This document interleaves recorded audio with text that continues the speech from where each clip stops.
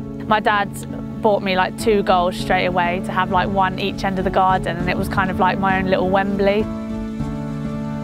I had a conversation with Mum the other day, and she called me, "You're a grafter like your father, dear." That was her exact words to me. And I guess later on in life I never quite realised what he must have sacrificed in time to stand on the sideline of every single pitch.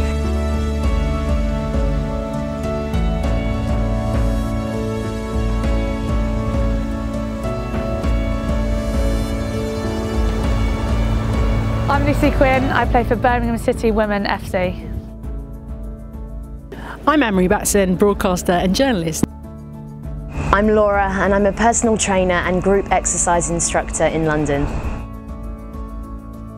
My dad had a massive influence on my development of football because he was always playing with me. Like as soon as I could walk, we'd be playing football and other sports in the garden. Definitely playing football with my dad and playing football in general has been a massive part in making me the person I am in terms of like confidence and my personality. Yeah, his constant pride and like praise of me made me massively confident and like really made me think that I could be a professional footballer one day. We used to go and take 100 free kicks every Christmas Day, and it became like a tradition, and I think that just taught me like the value of like practice and like determination.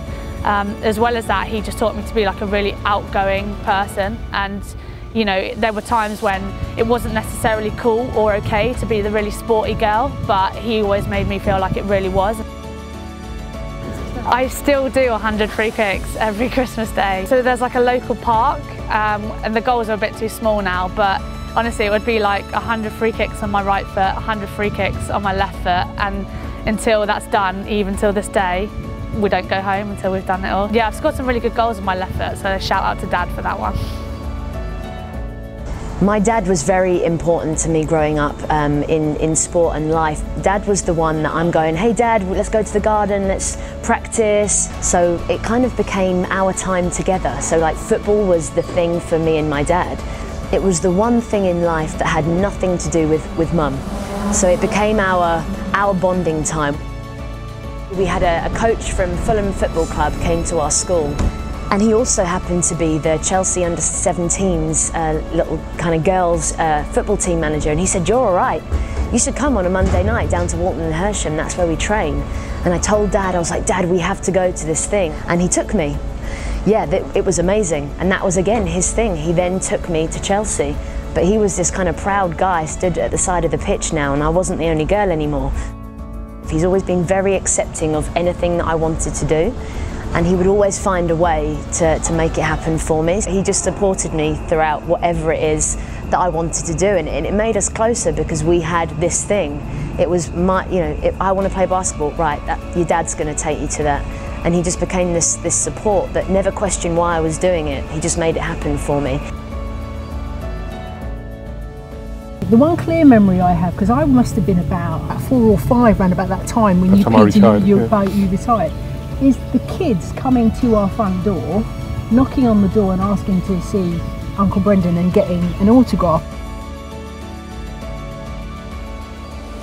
I think it was sometime during the school days when I went to do a work experience. I've always been heavily involved with Kick It Out.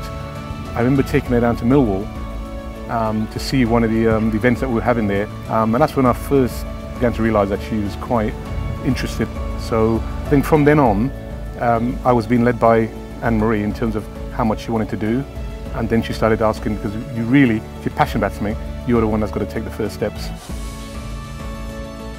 I think within the sports industry you've got to work really, really, really hard, and I've always had that really strong work ethic.